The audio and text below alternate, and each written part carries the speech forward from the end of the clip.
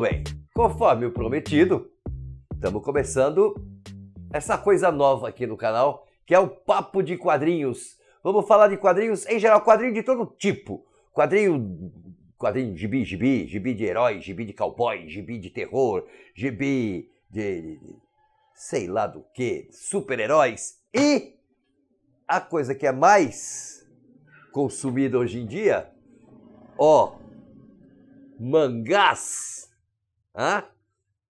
Só que nós estamos falando de produção brasileira, de produção nacional, e é sobre isso que vamos conversar em todos os vídeos dessa série aqui que vamos fazer, certo? Hoje a gente vai conversar com o cabeça de um movimento, o dono da bagaça toda, certo? Isso tudo que passou aqui, que eu mostrei para vocês, que estava na minha mão, é coisa dele, é invenção dele, e ele vai falar de tudo isso aí. Nós vamos conversar com o Fábio Jesse, que é um cara que bolou um projeto maluco, visionário, resolveu tocar o negócio e a coisa parece que está funcionando. Fábio Jesse, boa noite para você. Boa noite, Nelson. Boa noite, boa tarde também, bom dia, dependendo da hora que a pessoa estiver assistindo, né? É um prazer aqui bater um papo com você aqui e é uma iniciativa que está dando certo por enquanto, né? Aos trancos e barrancos, mas o mercado independente de quadrinhos no Brasil é assim, né? A gente vai levando da maneira que pode e eu vou tentar aí apresentar um pouco do meu trabalho, né?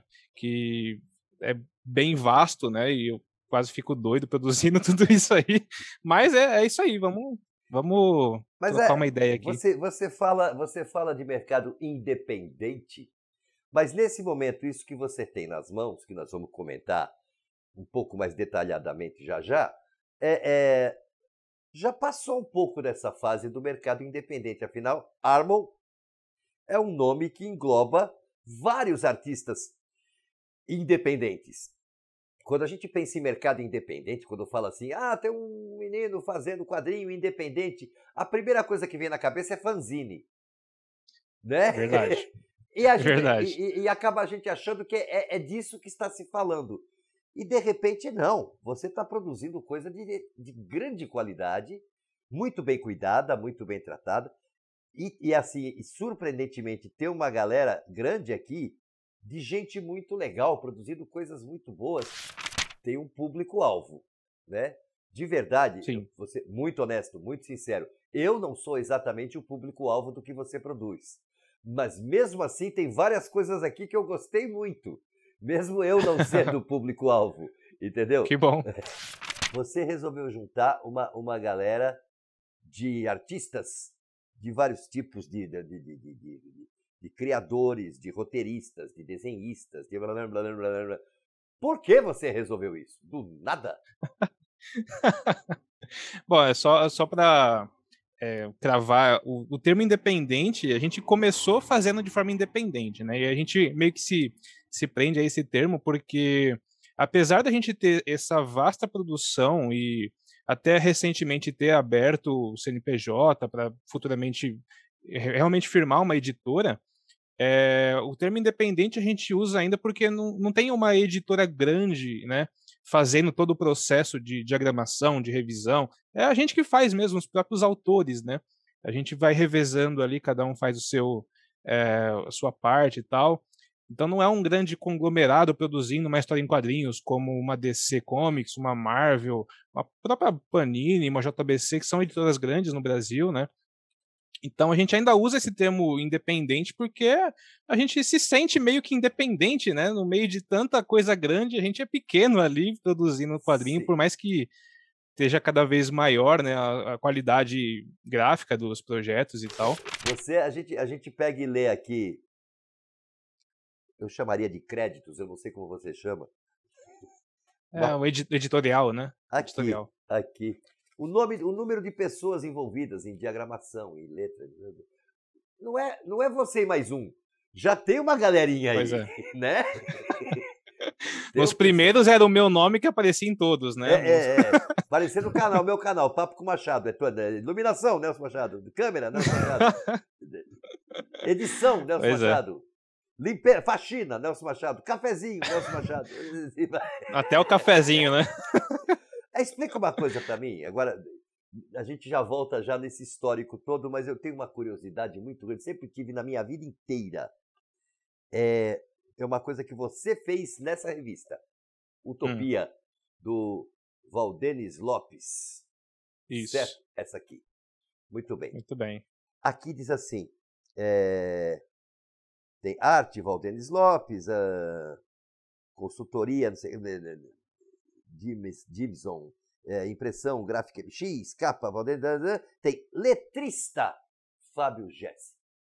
Como assim letrista? Essas letras são feitas à mão? Não, o letrista, na verdade, é a pessoa que vai escrever os termos dos balões. A gente faz uma preparação de texto, né? A parte da preparação de texto e revisão dos textos é feita pela Érica Samizava e eu faço o letreiramento, que é onde a gente vai definir qual letra que vai ser usada para qual balão, qual personagem, se algum vai ter alguma letra diferente. E eu escrevo todas as letras do encadernado. Por mais que o autor já tenha feito antes, né, a gente reescreve para manter uma padronização, centralização de balões e tal. Então o letrista é meio que eu escrevo todos os textos do encadernado e aí eu fico responsável pela letra, né? É uma curadoria alfabética, é isso? Exatamente. Exatamente. Porque assim, a gente tenta manter uma padronização em toda a publicação, né? De alinhamento, de fontes, que tem algumas fontes de letra que a gente usa como padrões em todas as obras e tal. Então o letrista ele fica responsável por isso. Ah, entendi. Eu sempre passou pela minha cabeça isso, cara, letrista. Aí tinha sempre umas letrinhas diferentes que não são o habitual que a gente vê em coisas impressas, né? Será que os caras fazem isso à mão? Não é possível. Cabecinha Ô Nelson, de ovo, né? inclusive, recentemente, tem alguns quadrinhos no mercado que estão resgatando obras clássicas de autores brasileiros que na época escreviam à mão, né? Tem vários que estão resgatando aí. E hoje em dia, para fazer o letreiramento, a gente consegue criar uma letra específica baseado na caligrafia de uma pessoa, por exemplo. Certo. O Brasil teve muita produção já teve, né? Muita, de todos os setores. Teve histórias de cowboy, histórias de terror. Então, quando eu era criança, tinha umas 10 revistas diferentes de terror mensais nas bancas. Todo mês saía aquilo tudo. Tinha as coisas importadas, né? O Super-Homem, o Batman, sei lá. Tinha uma coisa chamada Histórias Maravilhosas, que era um gibi lindíssimo, que fazia adaptação de clássicos para quadrinhos, mas isso tudo era importado. Mas tinha muita coisa produzida aqui, muita mesmo, que de repente foi sumindo, desaparecendo, até chegar numa década que ficaram os humoristas, né? As tiras de humor, aquilo que saía em jornal, depois era condensado para revistas, como as coisas do Angeli, do Laerte, do Glauco, do Gonzalez, né? Depois isso também desapareceu e eu falei, acabou, não há mais quadrinhos no Brasil, americanos tomaram conta de tudo e pronto, né? Ninguém mais faz nada. O pessoal agora, se quiser, vai trabalhar para o Maurício de Souza ou para a Disney. E pronto, acabou. Né? Mas e os criadores? Aí, de repente, primeiro eu conheci uma produção que o Kitsune, da Canicos, me mostrou, que é o menino que criou um herói, um super-herói carioca, né? O bombeiro mascarado. Achei aquilo muito interessante. Achei a simples ousadia de criar um super-herói carioca, né? Já era uma ousadia. Aí, de repente, eu vejo essa coisa do mangá. E aí aparecendo todos os temas possíveis. Tem mangá no Nordeste, tem mangá num campo de futebol, tem mangá em terras imaginárias, tem meu cachorro latindo que não para, tem... Você tá ouvindo daí, né? Tô ouvindo. Eu não sei como a minha não latiu aqui também. Então, tem mangá de tudo que é coisa falando. Minha filha, por exemplo, que é uma mangazeira convicta, né? Ela colecionava, então hoje em dia um pouco menos, mas ela tem 31, é bem a faixa, né? Sim. Ela ficou fascinada com o Oxente. Ah, que bom. Nossa. Legal. Bom, enfim. O formato mangá é o que hoje tem mais procura? É isso? Eu acredito que, em relação ao Brasil, né, por conta da variedade, o mangá tem ganhado mais espaço. Porque, literalmente, como você próprio disse, né, o mangá do Oshente, que se passa no Nordeste, tem o de fantasia, tem o de futebol. O mangá em si, ele tem muita variedade, né, produzido no Japão mesmo. Eu já vi mangás sobre lutas de peixes. Luta de peixe? Pois é. Eu já vi um mangá sobre um galo de briga, né? Só para você ter uma noção do quão longe isso pode ir. Existe um mangá onde uma pessoa tenta criar um pão digno da cultura japonesa, e é tipo um mangá de padeiros, né? Luta de padeiros. Tem muita coisa louca, né? Agora, explica uma coisa para mim. Essa você vai explicar para mim, porque eu tenho certeza que o público, o pessoal que me assiste, vai dizer: Ô Machado, que pergunta idiota, você não sabe isso? Não, não sei. Eles sabem, eu não. É assim. Pode perguntar. O que faz, tirando o olho desenhado diferente, o que é diferente? Qual é a diferença desse estilo de coisa se eu pegasse essa mesma história e pusesse em quadrinhos não chamados de mangá, ou seja, com heróis? Porque para mim, assim, a diferença está no traço, no desenho das pessoas. Né? Porque mesmo os quadrinhos loucos, aquelas coisas que saem de uma diagramação padrão, isso existe em gibi de super-herói. Né? Stan Lee fazia essas coisas. Bastante. Então, o que diferencia é esse desenho, esse traço. Por que vocês acham que com outro traço isso não daria certo? Por conta do dinamismo, né? É mais uma questão de cultura, na verdade. O termo mangá, ele nada mais é do que quadrinhos em japonês. Sim, é gibi. Assim como... É que tem várias pessoas que falam, não, isso é mangá e isso aqui não é mangá. Não, mangá é um termo para definir quadrinhos em japonês, mas... mangá é basicamente esse estilo em preto e branco, né? A grande maioria é em preto e branco, porque para baratear a impressão no Japão, foi feito em preto e branco, então manteve-se isso como uma cultura, né? E o dinamismo da narrativa também é um pouco mais exagerada, né? Os próprios olhões que você comentou, para exacerbar, enaltecer as emoções dos personagens, né? Você pode ver que pegar um mangá conhecido como Dragon Ball, Naruto, né, que é bem conhecido, várias cenas são muito exageradas, né? Tem muitas linhas de movimento. Nos quadrinhos americanos, mesmo as cenas de ação mais exageradas, elas não são tão dinâmicas quanto as no mangá, né? Uma característica típica desse estilo de arte, né, que o japonês criou, que é própria do Japão mesmo, né? E a gente pode fazer no resto do mundo, mas foi criado lá esse tipo de dinamismo na narrativa. Mas aí entra um pouco de Brasil nessa história, né?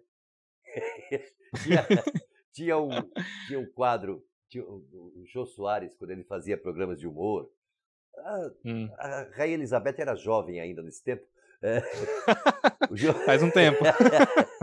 O Jô Soares, quando fazia programa de humor, ele tinha um personagem que era um mafioso, que tinha 4 capangas que só faziam besteira, e toda vez que ele ia reclamar das besteiras, o bordão dele era sempre esse, né? Eu disse para eles, não manda a máfia pro Brasil que esculhamba a máfia. É Brasil, né? Pra mim é uma melhoria, tá? Mas esculhambou o mangá. A gente lê o mangá na ordem certa. Pois é. Porque, né, teoricamente teria que ler daqui para cá. Sim, né? sim. Pelo amor de Deus, isso confunde a minha pobre cabeça de velhinho. Ter que ler de trás para frente. Ele assim, eu fiquei tão feliz. Na ordem certa. Não, essa questão do sentido de leitura, inclusive no Brasil tem muita gente que fala, se não é ao contrário, não é mangá. É porque no Japão eles leem dessa forma, então eles produzem dessa forma. Aqui no Brasil faz sentido na minha cabeça, que como nós lemos da esquerda para a direita, Na que se produza dessa forma. de leitura, sempre achei isso. Exatamente. E é isso que eu penso também. Por isso que a gente usa esse estilo que a gente gosta, que a gente está acostumado, né, a ser fã, para criar nossas obras nesse mesmo sentido de leitura do Brasil, né? Vamos falar um pouquinho desse manancial que você me mandou aqui. Cara, eu curti muito. Eu fatalmente, o meu trato, assim, não é um trato, mas a minha pretensão, a minha intenção é, pouco a pouco, agora eu estou conversando com o dono do gado. Depois eu quero conversar com cada boi. Pouco a pouco eu quero falar com cada um desses autores. Talvez até você volte uma hora como autor. Ah, opa! Né? Já tô topando, já. Lá para frente. Né? Pra gente Beleza. falar especificamente da sua revista. O roteiro é seu, né? Não o desenho, o roteiro é seu. Sim. Esses daí que você tem em mãos aí, eles são apenas os que a gente produziu de forma física mais recentes. Tem títulos que já estão esgotados, de outros autores, e tem os que a gente produz de forma digital apenas, que não foi lançado impresso. Chegar. Você falou em títulos esgotados, já fiquei feliz. Aí que eu ia chegar. Isso está vendendo? Está vendendo. Está vendendo. Esporadicamente a gente faz os lançamentos dessa forma aí, né? É claro que vou te dizer que não é aquelas coisas, nossa, como tá vendendo, né? Mas vende bem acima do que a gente espera, assim, né? Não importa, se estiver vendendo já é lucro. Pois é. Já é vantagem, porque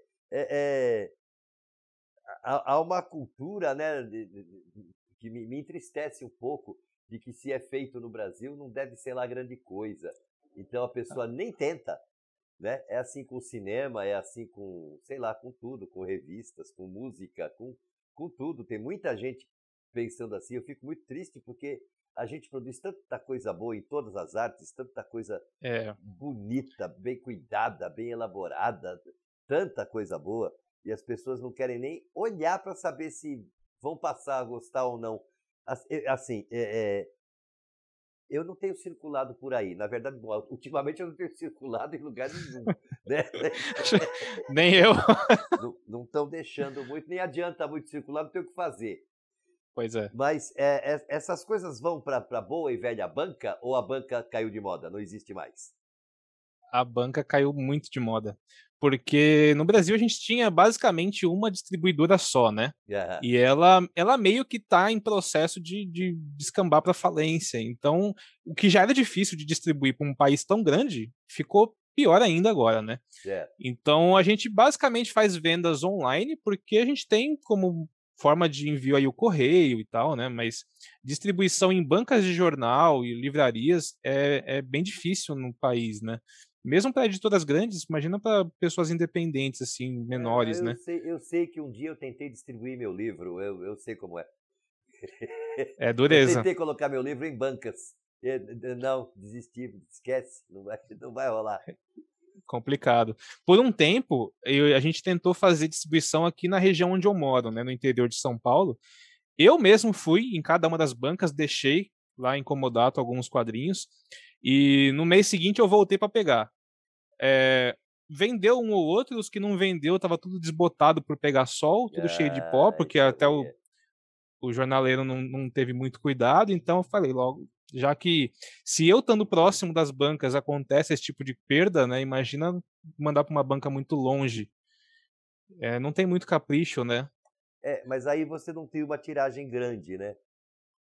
Não. A gente faz tiragens pequenas, né? A gente tem uma parceria com uma gráfica que eu consigo fazer tiragens menores. O básico de editoras grandes é fazer ali 1.000, 2.000, 3.000, nessa base aí. A gente faz coisa de 50, 100, 150, porque é a demanda que a gente tem no momento, dependendo do projeto. Quando vai esgotando, a gente consegue fazer esse mesmo número de exemplares, né? Não precisa ter um estoque muito grande, nem um lugar de armazenamento. A gente consegue, com essa gráfica de parceria, fazer umas tiragens baixas, né? Disso que você me mandou, Eu não vou perguntar qual você recomendaria, porque se você me mandou, você recomenda todos, né? Sem dúvida. Isso é que todo mundo me pergunta, não, qual título você mais gosta? Eu gosto de todos, né? Isso é meio maluco. Não, qual você recomenda? Não, olha, eu mandei 3 que eu não gosto nada. Fica aí. Pô, não faz sentido. Não faz sentido. Gostei muito desse menino aqui. Eu gostei porque achei ele engraçado. Eu sou mais pro humor do que pra aventura, entendeu? Sou mais pro humor do que... Eu sou mais pela espada batendo na bunda por trás do que cortando a cabeça. Eu gosto mais. Eu gosto mais do palhaço que do samurai. E isto aqui é muito engraçado, cara. Essa suposta fada... Bizarro, né? É uma criatura muito esquisita e muito engraçada.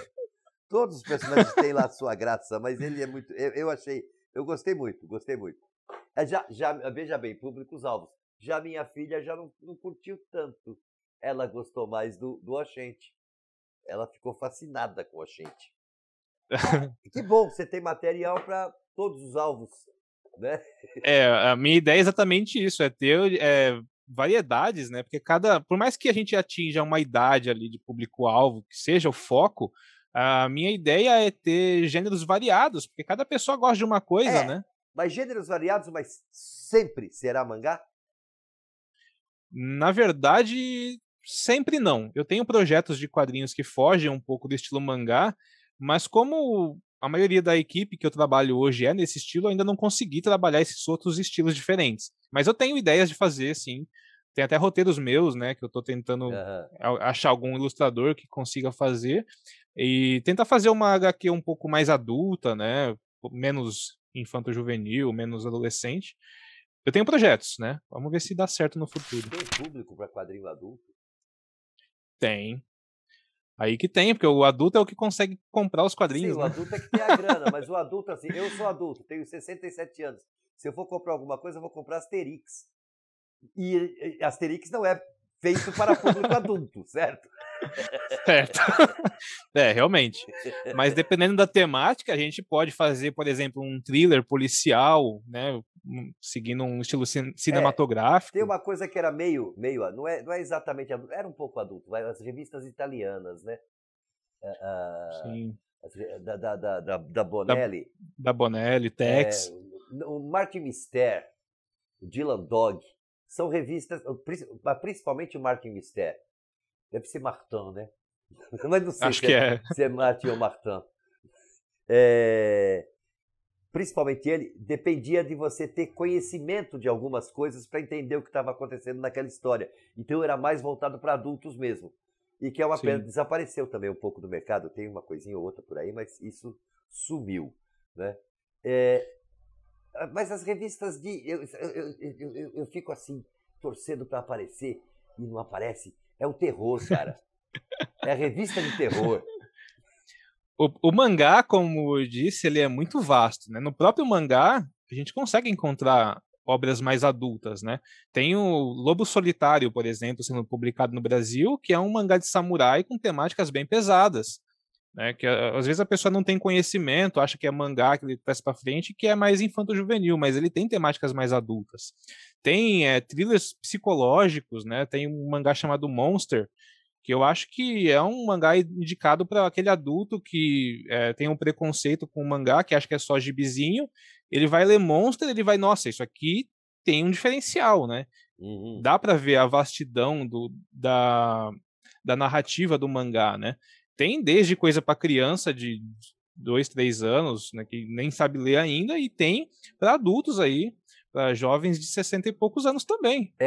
Então você praticamente respondeu minha pergunta, né? A sua intenção é, ainda por um grande tempo, ficar no mangá. Não importa o tema que vier. Se vier os Vingadores, você vai transformá-los em mangá. É isso. Se eu puder, sim, né? Eu tenho ideias para fazer outros estilos, mas a minha experiência mais, minha vontade mais de trabalhar com mangá, que é o que mais me fascina, né? Certo. E você está produzindo isso muito bem, está produzindo isso com uma qualidade surpreendente. E eu fiquei muito contente de ver esse material, porque eu achava que essa coisa estava meio morta no Brasil, estava meio difícil de ser reavivada. E não. E fora assim, o pessoal que você tem criando, produzindo, né? Esse pessoal todo é próximo de você ou está espalhado pelo Brasil e envia para você? Cada um tá num canto. Eu descubro artistas novos em cidades que eu nem imaginei que existiriam no país, sabe?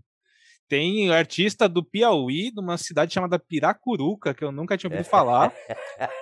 E ele que desenha o mascote nossa iniciativa, né? Esse do Fada Mortífera mesmo, que foi o que você gostou mais aí. O rapaz é de São Paulo, né? Tem, obviamente, de cidades grandes. Mas esse outro que eu mandei do Suriblade, por exemplo, esse que um suricato na capa, ele é de Fortaleza. Então tem um país inteiro aí, né, produzindo. Acho que a gente tem uma pessoa em cada estado do país. São 35 pessoas atualmente, espalhadas aí pelo Brasil. 35 artistas produzindo para sua... Pra publicar, você não quer chamar sim. de editora, mas para a sua editora. Você fica eu tento evitar esse termo. Você fica tentando evitar a palavra, mas é um descaramento. Como que isso aqui não é uma editora, cara? Fala sério. As pessoas falam, né? Mas eu tento evitar esse termo. Cara, que isso? Por que evitar? Seja, é bom haver uma editora tão preocupada assim com artistas nacionais, com produção nacional e fazendo o que é melhor, fazendo bem feito, fazendo com cuidado, fazendo bem elaborado. Por que não? Por que não ser uma editora? É uma editora. Para com isso. Uma hora eu vou aceitar o termo. Já passou da hora de você aceitar. Bom, esse é o nosso papo muito inicial, muito por alto, muito vago, que era realmente para apresentar a editora e dizer que eu pretendo conversar com essa galera todinha, falar de cada um desses trabalhos, né? Falar do seu trabalho, do seu trabalho do seu trabalho geral, o trabalho com todos, né? De cuidar dessa...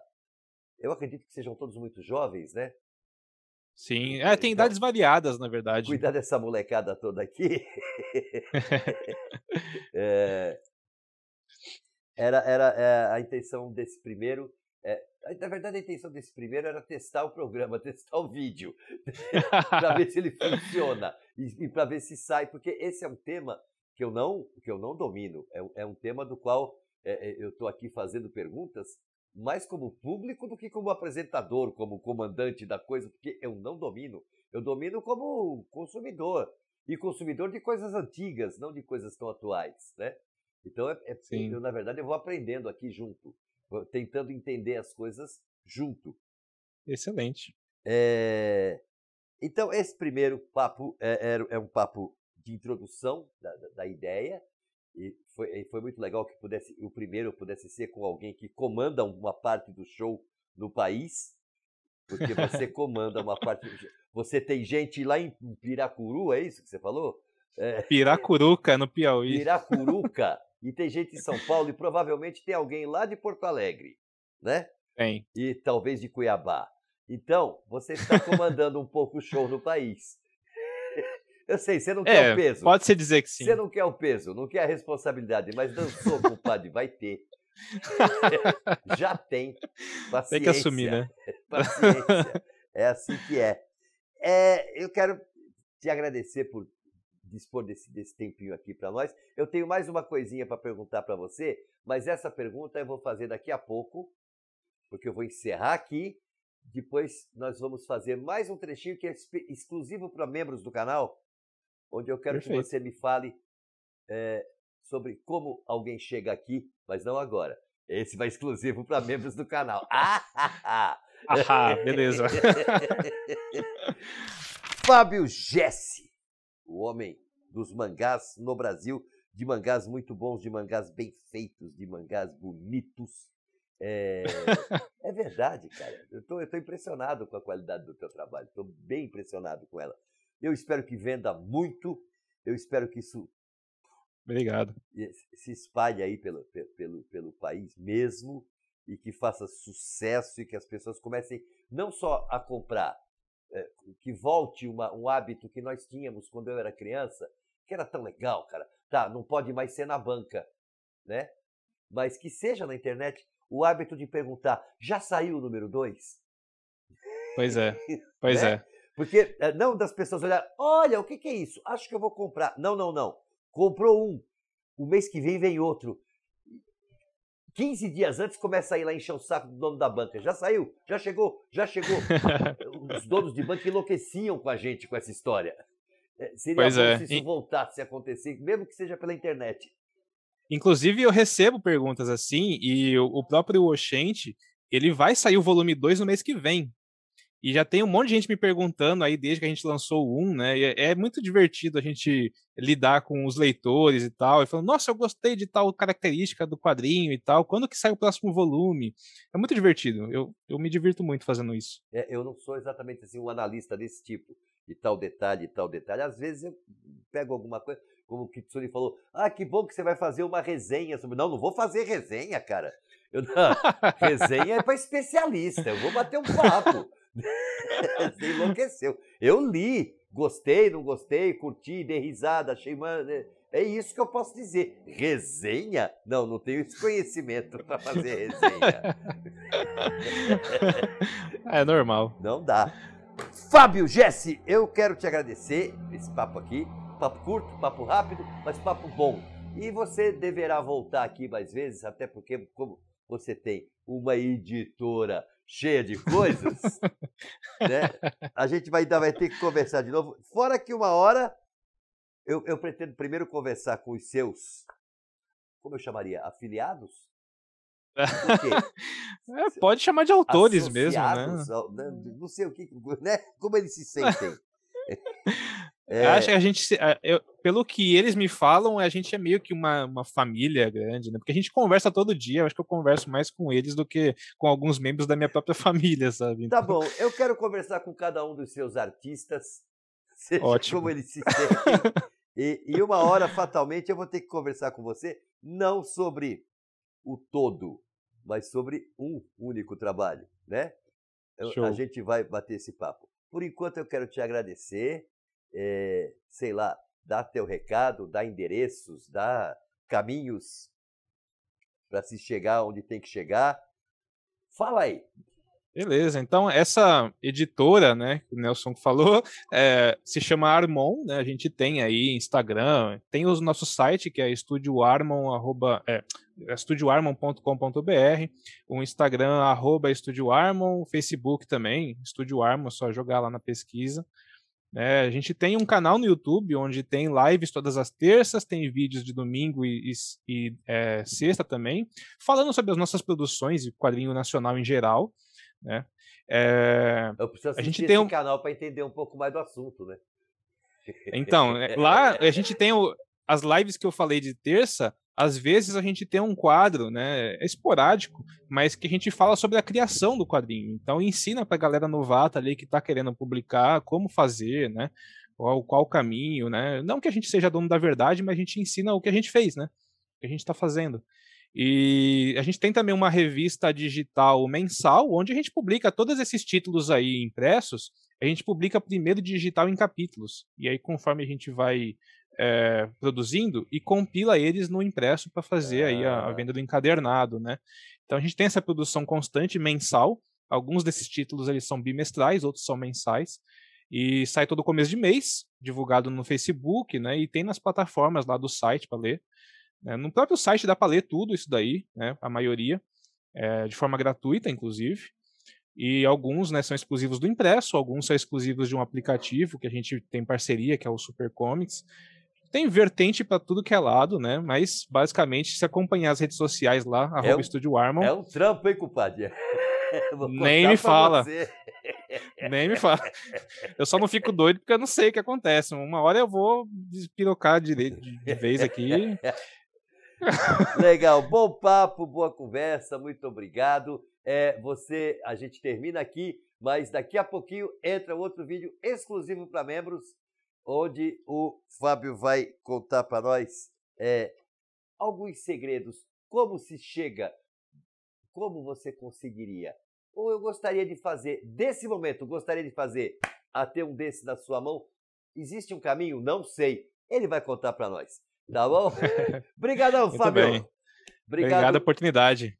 Obrigado a vocês que estão acompanhando a gente. E a gente encerra aqui e volta logo, logo com mais Papo de Quadrinhos com a galera que produziu toda essa maravilha e mais outras galeras de outros lugares que produziram outras maravilhas. Obrigado. A gente vai se vendo durante a semana nas outras coisas. Todas as manhãs estou aqui no nosso Hora do Café. 8 horas da madrugada, eu estou ao vivo, 10 minutinhos, toda quinta-feira, das 9 às 10 da noite, eu estou ao vivo também com o Papo com o Machado. Espero todos vocês por lá, daqui a pouco tem o trechinho exclusivo para membro. Ó, beijaço para todo mundo e até já já.